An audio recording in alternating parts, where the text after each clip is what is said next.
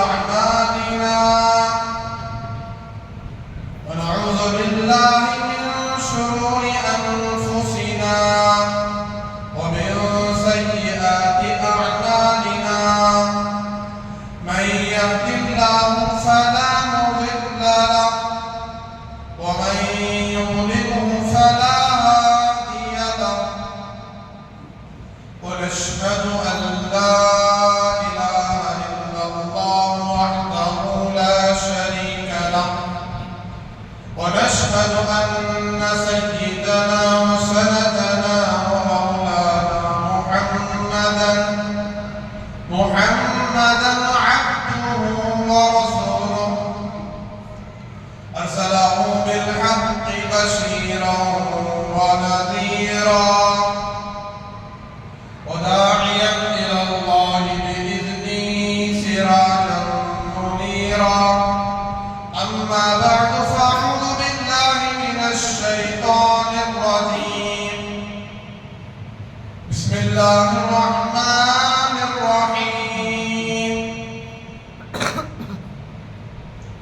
يا أيها الذين آمنوا ادخلوا في السلم كافة ولا تتبعوا خطوات الشيطان إنه لكم عدو مبين وقال تعالى في مقام آخر محمد رسول الله والذين معه أشداء على الكفار رحماء بينهم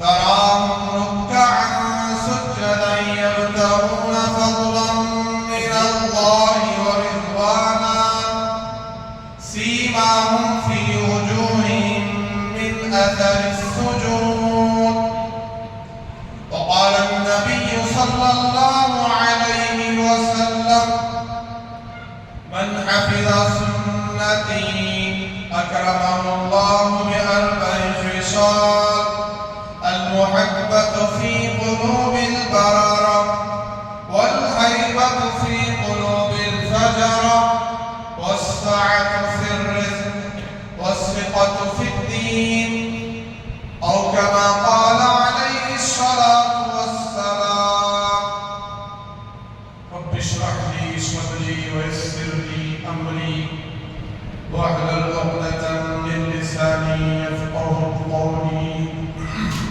رب زدني علما رب زدني علما رب زدني علما اللهم صل على سيدنا ومولانا محمد في أول كلامنا اللهم بارك على سيدنا ومولانا محمد في أوسط كلامنا اللهم صل على سيدنا ومولانا محمد في آخر كلامنا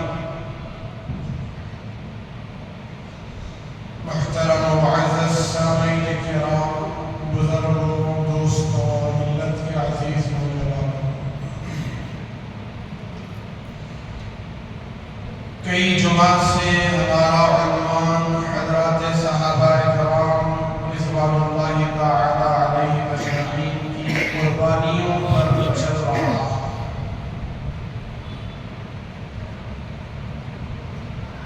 حضرات صحابہ کرام اس امت کی پہلی جماعت اس امت کے آخری نبی حضرت محمد رسول اللہ صلی اللہ علیہ وسلم کے جان نثار وفادار امانت دار آپ کے عاشق آپ کے سچے امتی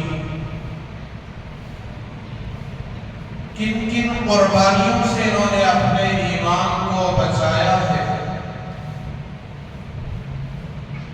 کیا کیا حالات ان کے اوپر آئے ہیں شاید ہی کوئی مسلمان ان ہستیوں کی تاریخ کا مطالعہ کیا ہو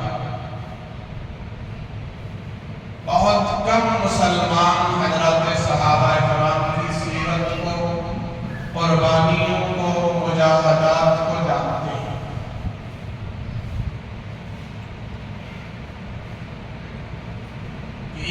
مسلمان اس زمانے کا عرب میں کلمہ پڑھ کر جناب محمد رسول اللہ صلی اللہ علیہ وسلم کا تابعدار بن جاتا، اسلام کے اندر داخل ہو جاتا، مومن بن جاتا، تو پھر اس کے ساتھ کیا کیا حالات پیش آئے، کیا کیا ستم اس پر ڈھائے گئے، مصیبتیں مجاہدے اس پر کسے گئے، کہ آپ سیرت کا مطالعہ کریں گے تو آپ کو سمجھ میں آ رہا ہے۔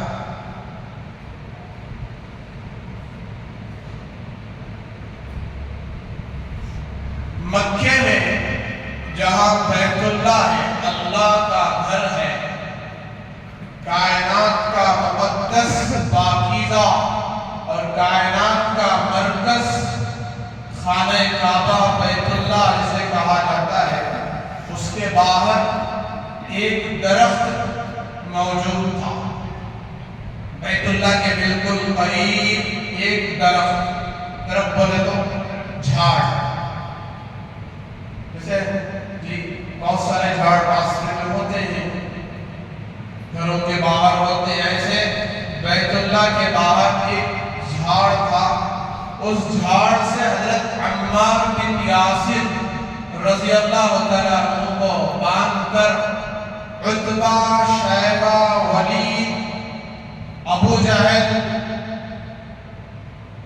اور دوسرے کفار مکہ مار رہے تھے، اتنا مار رہے تھے کہ حضرت عمار بن یاسر رضی اللہ تعالیٰ عنہ بے ہوش ہو گئے۔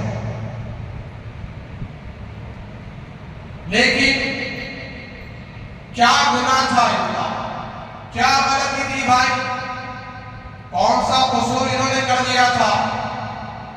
اس لیے مارا جا رہا تھا کہ یہ مسلمان ہو گئے تھے۔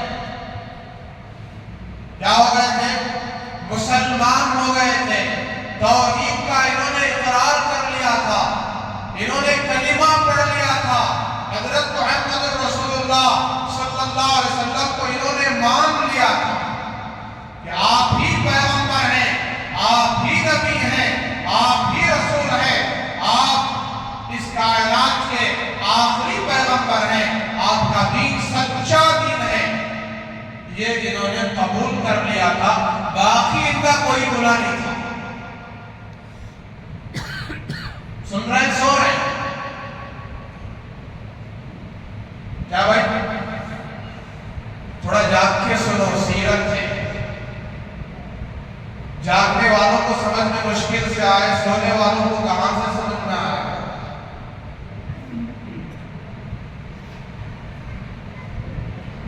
صبح سے لے کر شام تک مار مار کر حال برا کر دیا حضرت عمار بن یاسر کا، تو وہاں سے امیہ ابن خلف جو مکے کا بڑا کافر تھا، وہ وہاں سے گزرنے لگا، وہاں آنے لگا، اس کے پیچھے اور بھی کچھ کافر تھے اس کے ساتھ، اور اس کے پیچھے حضرت بلال حبشی رضی اللہ تعالیٰ عنہ بھی تھے۔ کون تھے؟ حضرت بلال حبشی رضی اللہ تعالیٰ عنہ، سید المؤذنین، قیامت کی صبح تک جتنے مؤذنین آئیں گے، تمام مؤذنین کے سردار، مسجد نبوی کے سب سے پہلے مؤذن، سفر حضر میں سب سے پہلے حاضر رہنے والے، اور اللہ کے نبی صلی اللہ علیہ وسلم کے دربار کے مؤذن، یہ بلال حبشی رضی اللہ تعالیٰ عنہ امیہ بن خلف کے غلام تھے۔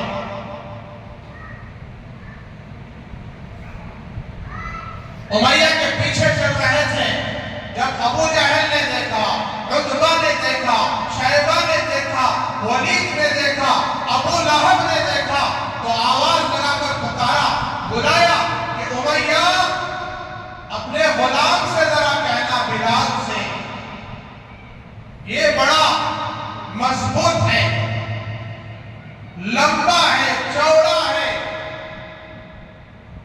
ایک تو یہ حبشی تھے، کالے کلوٹے تھے۔ آپ جانتے ہیں افریقہ کے لوگ کیسے ہوتے ہیں، حبشہ کے لوگ۔ اور اس سے کہنا کہ درہ لے کر، جو ہاتھیوں کو مارنے پر ہاتھی بلبلائے، ایسا درہ لے کر اس عمار کو لگائیں اور ماریں تاکہ اس کی مار سے کلمہ پڑھنا چھوڑا۔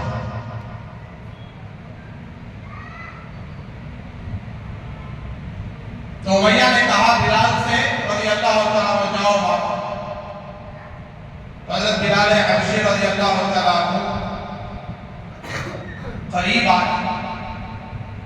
اس وقت عمار بن یاسر رضی اللہ تعالیٰ عنہ مسلمان تھے، اور ان کا کہنا ہے کہ میں مسلمان ہوں اور میرے مسلمان ہونے کی خبر ان کو ہو گئی، مجھے مارا جا رہا ہے، پیٹا جا رہا ہے، مجھ پر کوڑے مارے جا رہے ہیں، اور بلال بھی مسلمان ہو گئے ہیں۔ یہ بات عمار بن یاسر جانتے ہیں۔ بلال اسلام لے آئے ہیں، کلمہ پڑھ چکے ہیں۔ کیسے اسلام لے آئے، مسلمان کیسے ہوئے؟ پوچھو مسلمان کو تاریخ معلوم ہے؟ اسلام کیسے لے آئے؟ کہ گئے اللہ کے نبی علیہ السلام اور کہا کہ اے بلال، اے غلام، میں محمد رسول اللہ ہوں، میں محمد اللہ کا بندہ، اس کا رسول ہوں، آخری نبی ہوں، آخری رسول ہوں، مجھ پر ایمان لے آؤ۔ کیا صرف اتنا کہہ دینے سے بلال مسلمان ہو گئے تھے، یا پھر اللہ کے نبی نے صرف اتنی دعوت پیش کی تھی جس سے وہ مسلمان ہو گئے؟ کیا ہے پس منظر، واقعہ کیا ہے؟ حضرت بلال حبشی رضی اللہ تعالیٰ عنہ بے ایمان تو تھے ہی پہلے، اسلام نہیں لے آئے تھے، اور امیہ کے غلام تھے۔ رات میں اللہ کے نبی گشت لگاتے لگاتے مکے کی گلیوں کا چکر کاٹتے کاٹتے آپ ایک گلی سے آپ کا گزر ہوا۔ ایک گھر ہے چھوٹا سا، اس گھر کا دروازہ کھلا ہوا ہے، اور آپ کی نظر مبارک، آپ کی مقدس نظر ایک غلام پر پڑتی ہے، کالا کلوٹا ہے، حبشی ہے، اور آپ اندر تشریف لے جاتے ہیں اور جا کر اس کا حال دیکھتے ہیں کہ وہ جو لے کر پیس رہا ہے، اس کا آٹا بنا رہا ہے، اور کبھی ادھر ڈھلکتا ہے، کبھی ادھر ڈھلکتا ہے۔ محسوس یوں ہو رہا ہے کہ اس کو بہت نیند ہے، رات کا وقت ہے، رات کو اللہ نے سونے کے لیے بنایا ہے، آرام کرنے کے لیے بنایا ہے، اور آج کا مسلمان سمجھتا ہے رات جاگنے کے لیے بنی ہے۔ سارے دن بھر کے کاموں سے فارغ ہو کر، اور رات میں مسلمان جاگتا ہے گناہ کرنے کے لیے، نافرمانیاں کرنے کے لیے۔ اب چالو کرو نیٹ، انٹرنیٹ آن کرو، دیکھو ویڈیوز، گندی چیزیں دیکھو، ناپاک چیزیں دیکھو، بے حیائی کی چیزیں دیکھو، غیر محرموں کو دیکھو، اوروں کی بیٹیوں کو دیکھو، وہ ناچ رہی ہیں، وہ گا رہی ہیں، وہ بے حیائی دکھا رہی ہیں، ان کی عیاشیاں دیکھو، ان کے بدنوں کو دیکھو، لطف اور مزہ لیتا ہے آسان سے۔ اللہ حفاظت کرے ہم سب۔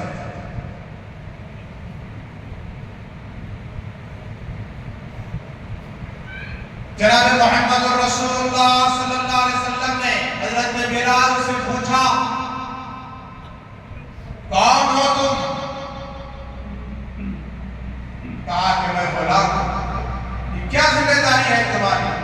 کہا کہ رات میں آٹا تیار کرنا، جو پیسنا، اور دن بھر بکریاں ہانکنا، بکریاں چرانا، اور دوسرے کام بتائے۔ دن کے یہ کام ہے، رات کا یہ کام ہے۔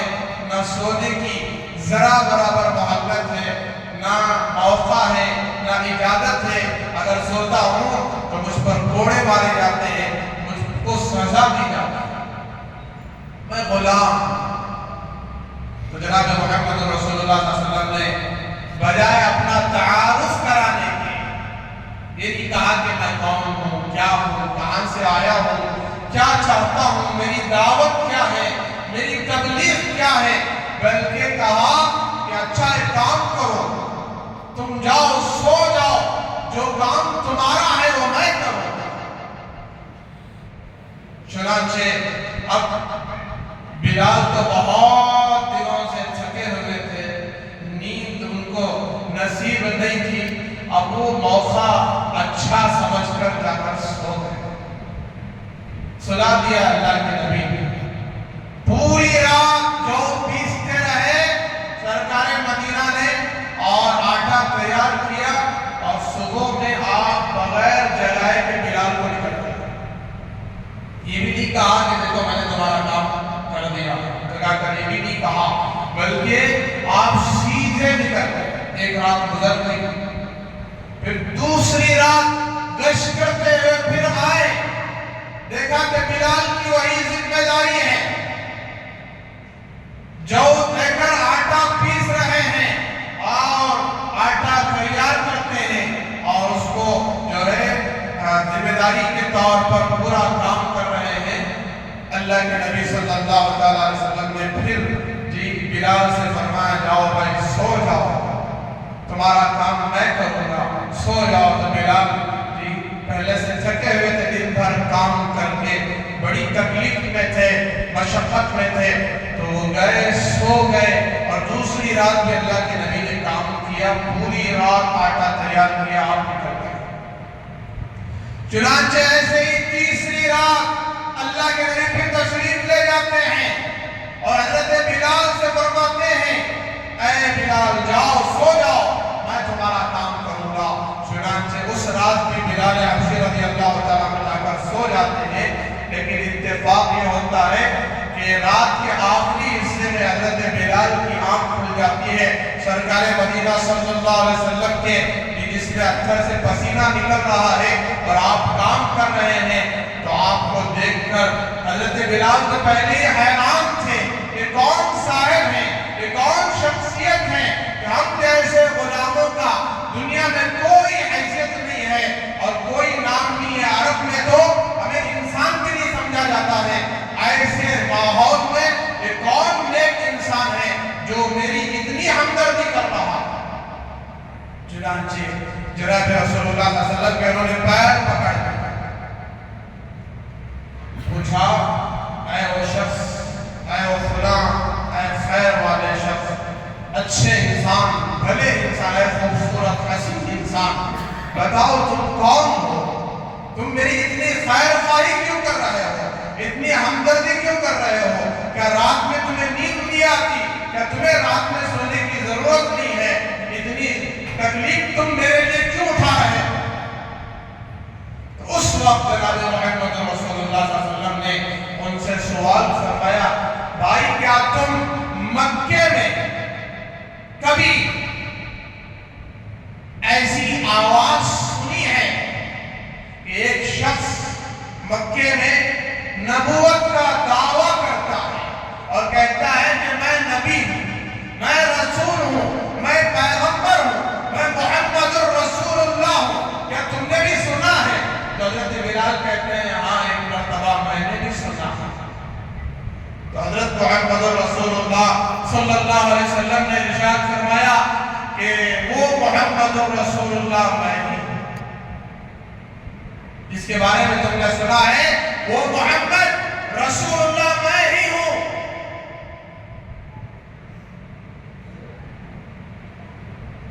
حضرت بلال حبشی رضی اللہ تعالیٰ عنہ نے اللہ کی عزت و جلالت کی قسم کھا کر فرمایا کہ واقعی آپ ہی اللہ کے سچے نبی ہو سکتے ہیں، رسول ہو سکتے ہیں، ورنہ تو ہم غلاموں کا اس معاشرے میں کوئی مقام نہیں ہے، کوئی عزت نہیں ہے، ہمیں جوتوں سے لاتوں سے باہر۔ چنانچہ اسی وقت کہتے ہیں یا رسول اللہ آپ اپنا مجھے کلمہ پڑھا دیجئے، مجھے مسلمان بنا دیجئے، موت کے آخری سانس تک آپ کا دامن نہیں چھوڑیں۔ چنانچہ حضرت بلال حبشی رضی اللہ عنہ اس وقت اسلام لے آتے ہیں، مسلمان ہو جاتے ہیں۔ اب یہ ادھر آئیے، اب حضرت بلال گئے، کوڑا عمار بن یاسر کے قریب ہو گئے اور عمریہ نے کہہ دیا ہے کہ کوڑے مارو. تو حضرت عمار بن یاسر رضی اللہ تعالیٰ عنہ نے حضرت بلال کی آنکھوں میں آنکھیں ڈال کر دیکھا اور اشارہ کیا کہ بلال 4 کوڑے مار دو تاکہ تمہاری جان باقی رہے، تم صحیح سلامت رہو. اور بالکل آہستہ سے کہا. حضرت بلال حبشی رضی اللہ تعالیٰ عنہ نے عمار بن یاسر کو دیکھا، دائیں کوڑا تو ابو جہل کھڑا ہے، عتبہ کھڑا ہے، شیبہ کھڑا ہے، ولید کھڑا ہے، ابو لہب کھڑا ہے. پوری طاقت کے ساتھ اس کوڑے کو اٹھا کر ابو جہل کے چہرے پر مارتے ہیں اور کہتے ہیں بدبخت نالائق تو کیا سمجھتا ہے کہ صرف عمار بن یاسر ہی مسلمان ہے؟ خدا کی قسم بلال بھی محمد رسول اللہ کا غلام ہے. تو وہاں سے پٹائی شروع ہوئی، وہاں سے ان کی قربانیاں شروع ہوئی. ان کو مارا جاتا، پیٹا جاتا اور مکے کی گلیوں میں گھسیٹا جاتا. ان کے سینے پر پتھر کی چٹان رکھ دیا جاتا، رات کو کوڑے برسائے جاتے. اور حضرت بلال تھے کہ اللہ احد، اللہ الصمد، اللہ احد کہتے اللہ ایک ہے، اللہ ایک ہے، اللہ کے سوا کوئی معبود نہیں. ایک رات اپنی اماں کے پاس پہنچے بلال. والد کا تو پتہ نہیں تھا، انتقال ہو گیا تھا. قوم کے غلام کا سلسلہ نسب بھی عرب میں نہیں تھا. اپنی اماں کے پاس گئے، والدہ کے پاس. تو والدہ نے کہا کہ بلال بیٹھو. چھوٹی سی جھوپڑی تھی، چھوٹا سا مکان تھا مکے میں. تو کہا کہ بیٹے کام کرتے میں اور تم مکہ چھوڑ کر چلے جاتے ہیں، مکہ چھوڑ کر چلے جاتے ہیں. حضرت بلال حبشی رضی اللہ عنہ نے اس کو سن کر پوچھا، اماں یہ بات آپ کی زبان پر کیسے آئی؟ مکہ چھوڑ کر وہ جائے، ہجرت کر کے وہ جائے جس کا کہیں شہر میں مکان ہو یا کوئی رشتہ دار ہو، کوئی وارثین ہو، کوئی مددگار ہو. ہمارا تو مکے کے باہر کوئی نہیں ہے. آخر تمہیں یہ بات بتائی کس نے؟ معاملہ کیا ہے بتاؤ. حضرت بلال کی اماں نے کہا کہ بیٹے بلال، آج عتبہ، شیبہ، مکے کے بڑے بڑے گورنر، ابو جہل، ابو لہب سب میرے پاس آئے تھے اور مجھ سے منت و سماجت کرنے لگے اور کہنے لگے بلال کی اماں، بلال کو لے کر مکہ خالی کر دے. بلال کو لے کر کیا خالی کر دے؟ مکہ خالی کر دے، نکل جا. ہمیں بلال کے نعرے سن کر ہم تنگ آ چکے ہیں، اس کے توحید کے نعرے سن کر ہم تنگ آ چکے ہیں. برداشت کے باہر ہم سن نہیں سکتے ان توحید کے نعروں کو، اللہ الصمد اور اللہ احد کے نعروں کو ہم نہیں سن سکتے.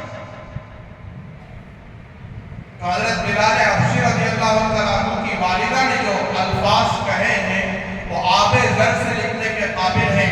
اور حضرت بلال حبشی رضی اللہ عنہ نے اس کے بعد جو جواب دیا ہے قیامت تک کے تمام مسلمانوں کے لیے رہبری ہے. تو حضرت بلال حبشی رضی اللہ عنہ نے کہا، اماں جان خدا کی عزت و جلالت کی قسم ہم کامیاب ہو گئے. کیا ہو گئے؟ ہم کامیاب ہو گئے. جو کل تک ہمیں انسان نہیں سمجھتے تھے، آج وہ گھٹنے ٹیک کر مجبور ہو کر کہہ رہے ہیں کہ تم یہاں سے نکل جاؤ. خدا کی عزت و جلالت کی قسم کائنات میں کوئی سچے نبی ہیں تو حضرت محمد رسول اللہ صلی اللہ علیہ وسلم.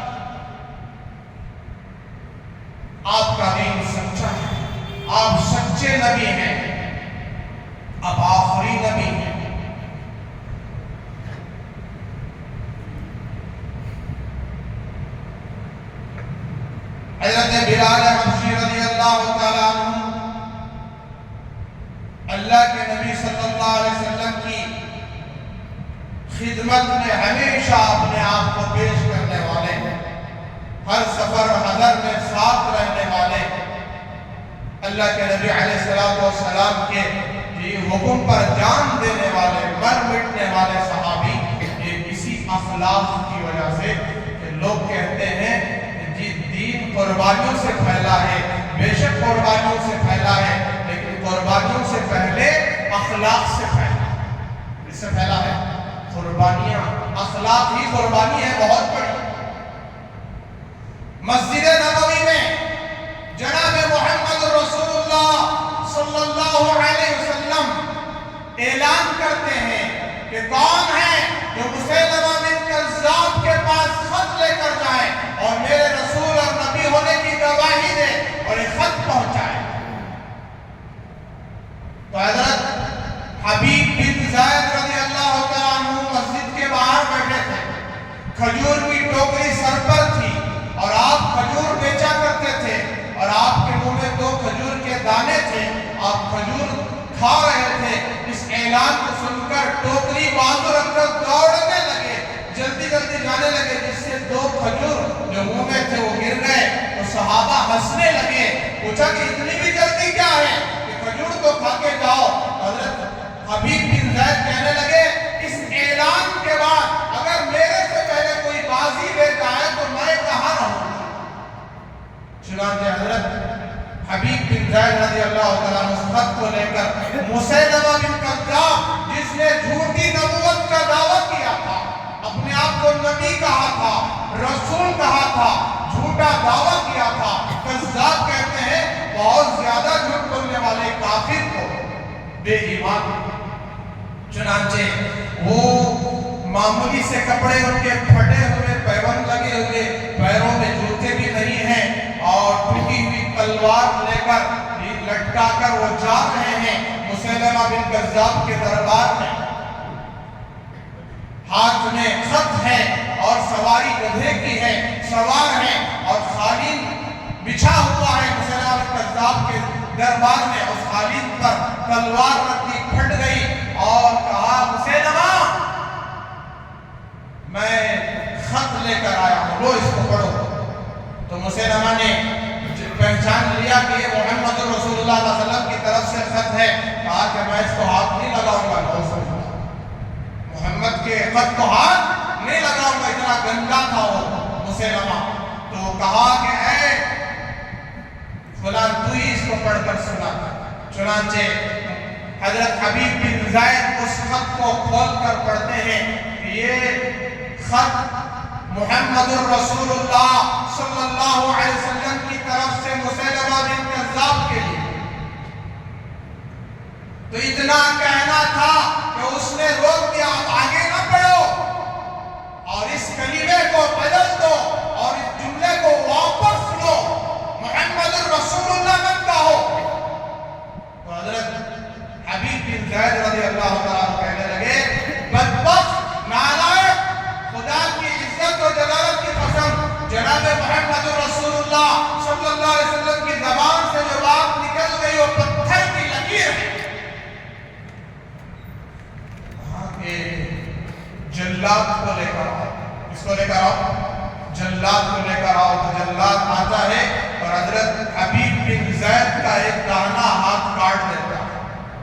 کہا کہ ڈر پیدا ہوا، کہا کہ نالائق تجھے غلط فہمی ہوئی ہے، پھر کہا کہ بایاں ہاتھ کاٹ دو، مجھے ابھی ڈر پیدا ہوا، کہا کہ تجھے غلط فہمی ہو گئی ہے، پھر مونڈوں سے کاٹنے کو کہا، پھر یہاں سے کاٹنے کو کہا، پھر کہا کہ ڈر ہونے لگا ہے، کہا کہ تجھے غلط فہمی ہو گئی ہے، اور پھر ان کے پیروں کو کاٹ دیا گیا، پھر پوچھا ڈر ہونے لگا ہے۔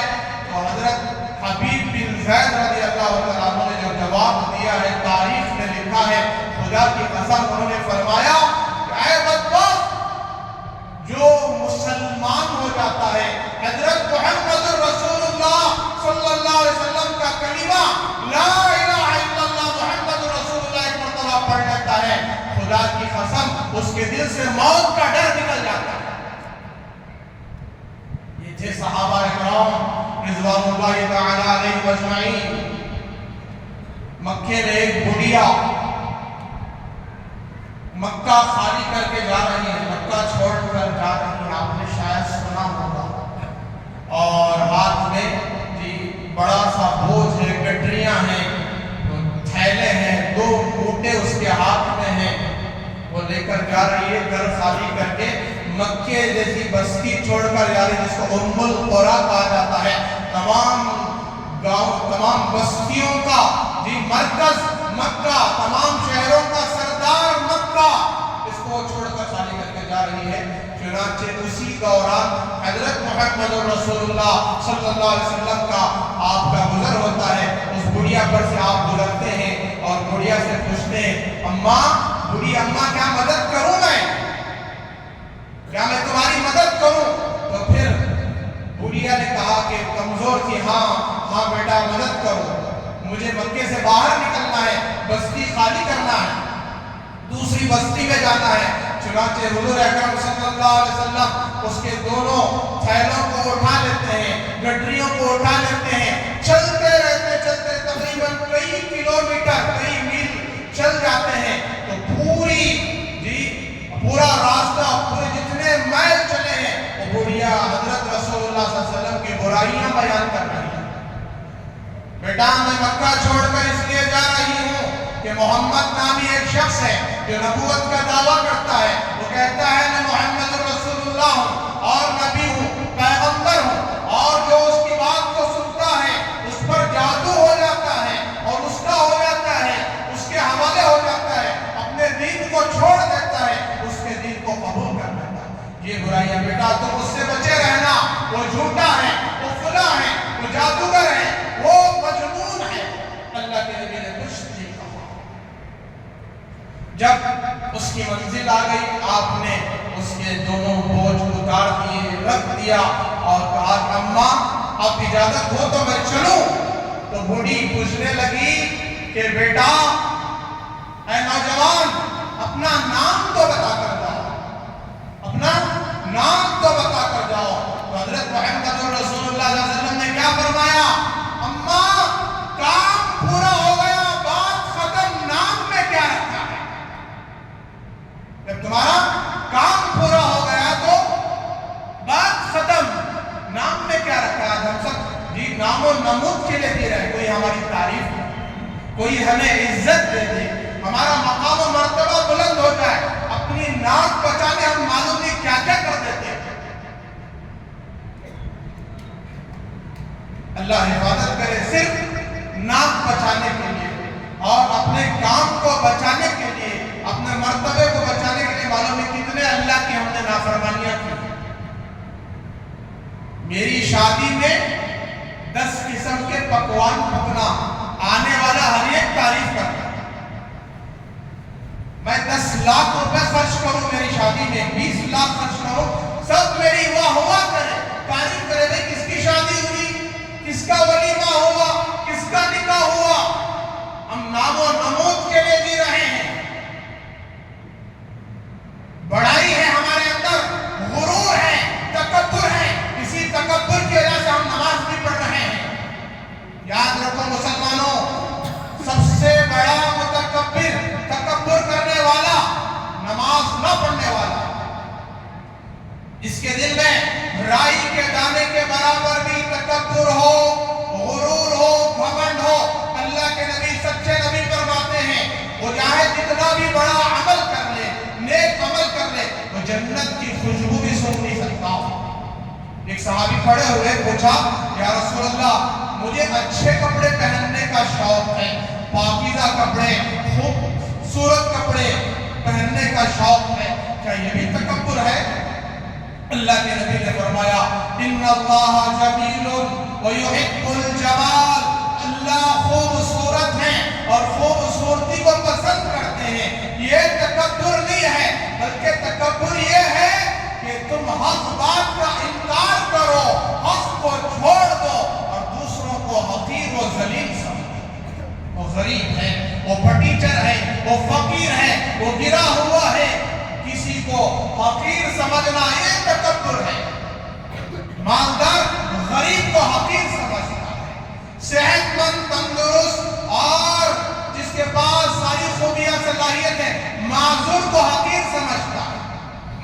معذور کو حقیر سمجھتا ہے، اپاہج کو حقیر سمجھتا ہے، ذلیل سمجھتا ہے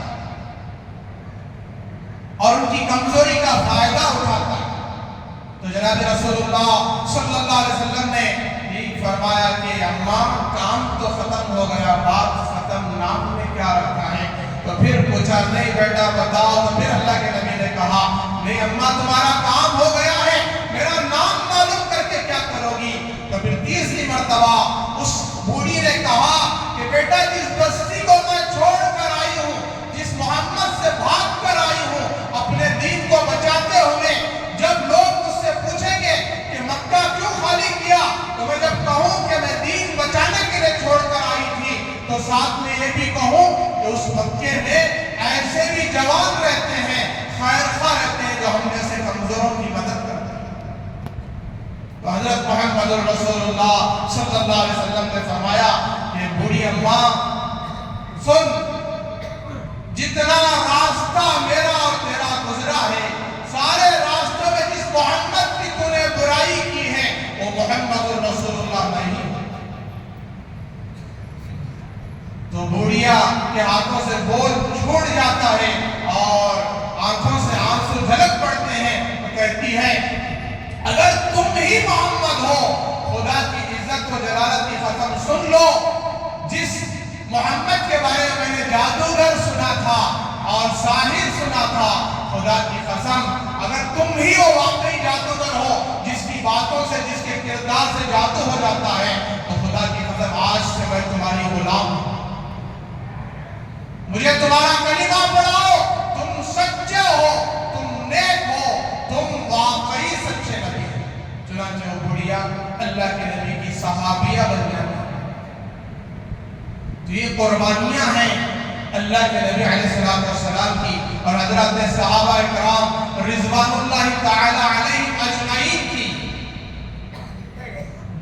کہ اللہ کے نبی علیہ السلام نے ایسے اخلاق سے دین پھیلایا ہے، صحابہ کو جمایا ہے، اور آج کا مسلمان ان صحابہ کرام کی قربانیوں کو، سیرت کو معلوم کرنے کی بھی کوشش نہیں کرتا۔ صرف 2 رکعت کا مسلمان ہے آج کا مسلمان، صرف 2 رکعت، کوئی پہلی رکعت میں آتا ہے، کوئی دوسری رکعت میں آتا ہے، کوئی التحیات میں آ کر شریک ہوتا ہے، صرف 2 رکعت کا مسلمان۔ 12:30 بجے اذان ہوتی ہے اور مسلمان 12:30 بجے حمام کو جاتا ہے نہانے کے، اذان سن کر پانی نہانے جا رہا ہے، کوئی حجامت کروانے جا رہا ہے، کوئی ہوٹل کے اندر جا رہا ہے، اور بہت سارے مسلمان تو وہ ہیں جن کی دکانیں اذان کے بعد بند نہیں ہوتی۔ کتنی مرتبہ منبر رسول سے کہہ چکا ہوں، اذان کے بعد خریدنا بیچنا حرام، چاہے کوئی بھی دکان ہو۔ کوئی بکرے کی گوشت کی دکان چلا رہا ہے تو وہ بکرے کا گوشت نہیں بیچ رہا ہے بلکہ وہ خنزیر بیچ رہا ہے۔ خریدنا بھی حرام، بیچنا بھی حرام۔ جس اللہ نے یہ حکم دیا ہے کہ بیچنا خریدنا چھوڑ دو، وہی اللہ حکم دیتا ہے کہ نماز کے بعد پھر سے کاروبار شروع کرو، تجارت شروع کرو، چھوڑ دو کاروبار تھوڑی دیر کے لیے، آ جاؤ اللہ کے گھر میں، اللہ کے ذکر کے لیے دوڑو، اس کے حکم کو پورا کرو۔ کامیابی اس کے حکم میں ہے، کامیابی نماز میں ہے۔ آج مسلمان سب سے زیادہ ذلیل، حقیر، فقیر، ساری دنیا میں سب سے زیادہ ذلیل کوئی قوم ہے تو مسلمانوں کی، اور یہ ساری برائیاں نماز کے چھوڑنے کی وجہ سے آئی ہیں۔ تم نے فجر بھی چھوڑا، ظہر بھی چھوڑا، عصر بھی، مغرب بھی، عشاء بھی، اللہ کو پورا ہفتہ ناراض کیا، اور 2 رکعت جمعہ پڑھ کے اللہ کو راضی کر سکتے ہو؟ اللہ ہرگز راضی نہیں ہوں گے، ہماری ذلت بڑھتی ہی چلی گئی۔ سودی کاروبار، یا تو لینا یا تو دینا، بیاج پٹی انٹرسٹ میں یا تو لینا یا تو دینا، فائنانس میں لینا یا تو دینا، آج مسلمان کا حال ہے۔ کسی بھی طریقے سے مال کماؤ، عام ہو یا کبھی، سب ملا کر گھسیٹ کر، جہاں سے بھی آئے میری شہرت باقی رہے، میری عزت باقی رہے، میرے پاس پیسہ باقی رہے، قرضوں پر قرض، واشنگ مشین گھر میں نہیں ہے، لو سنگے میں پیسہ دو۔ ٹی وی گھر میں نہیں ہے 36 انچ کی، اس کو خریدو، اس میں لو پیسہ، فائنانس میں لو، ای ایم آئی میں لو، گاڑیاں خرید رہے ہیں جی، بڑی بڑی بلڈنگیں تعمیر کر دیے لوگ کا پیسہ لے کر۔ یہ حرام ہے۔ کس شریعت میں لکھا ہے کہ لوگ کا پیسہ لے کر بڑی بڑی بلڈنگیں بناؤ؟ ناجائز ہے۔ اللہ سے مانگو، اللہ کی عبادت کرو، سجدہ کرو۔ اللہ کے سامنے سجدہ ہم نے کرنا چھوڑ دیا، معلوم نہیں کس کس کے سامنے آپ جھک رہے ہیں، ذلیل ہو رہے ہیں، بے عزت ہو رہے ہیں۔ لہذا مسلمانوں، خدا کا واسطہ دے کر کہتا ہوں کہ راستوں میں، چوراہوں میں، سڑکوں میں بیکار بیٹھنا چھوڑ دو، چائے کے ہوٹلوں کے پاس بیٹھنا چھوڑ دو، اللہ کا ذکر کرو۔ قیامت قریب ہے، قیامت کی علامتیں پوری ظاہر ہو گئی، اور ہماری زندگی بڑی مختصر ہے، 60-70 سال کی زندگی۔ صحابہ کو اٹھا کر دیکھو، صحابہ کیسے عزت والے، اور ہمیں اپنی زندگی اٹھا کر دیکھو کہ ہم کیسے ذلت والے۔ آج کوئی مسلمان کو گھر دینے تیار نہیں ہے جی۔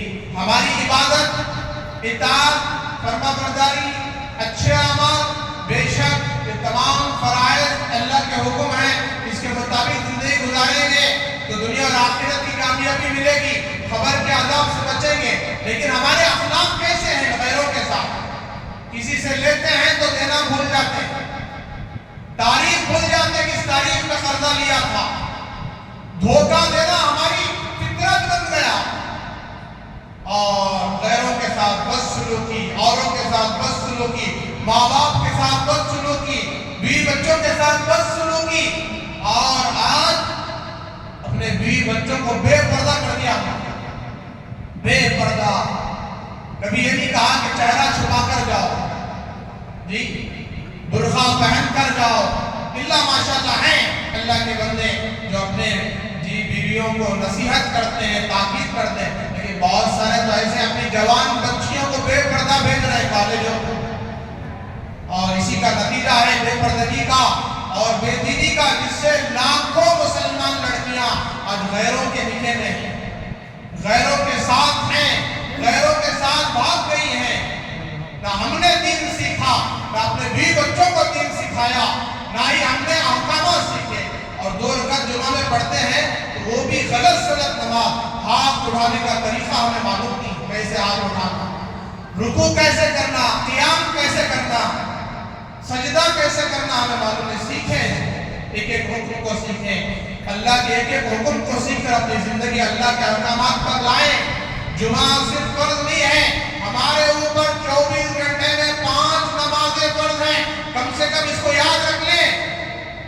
قبر میں سب سے پہلے نماز کا حساب ہوگا، نماز چھوٹی تو ساری بے دینی آئی، سارے گناہ آئے، کھڑے ہو کر بھی پانی پی رہے ہیں، کھڑے ہو کر بھی چائے پی رہے ہیں، بیڑی سگریٹ تو عام ہو گئے، بچے سے بچہ بھی آج سگریٹ پینے والا بن گیا، 12-13 سال کا، نشے میں مبتلا ہو گیا، گانجے میں، ڈرگس میں، افیون، چرس، ٹیبلٹس میں۔ کتنے ایسے نوجوان اپنے ہاتھ کاٹ چکے ہیں، اپنے آپ کو ہلاک کر چکے ہیں۔ مستورات گزرتی ہیں جو ان کے سامنے سگریٹ پیا جاتا ہے، بڑے گزرتے ہیں ان کے سامنے سگریٹ پیا جاتا ہے، کسی کی ادب احترام کا خیال نہیں ہے، اور اسلام کا ہم خود مذاق اڑا رہے ہیں، غیروں کے سامنے اپنا اسلام یہ پیش کر۔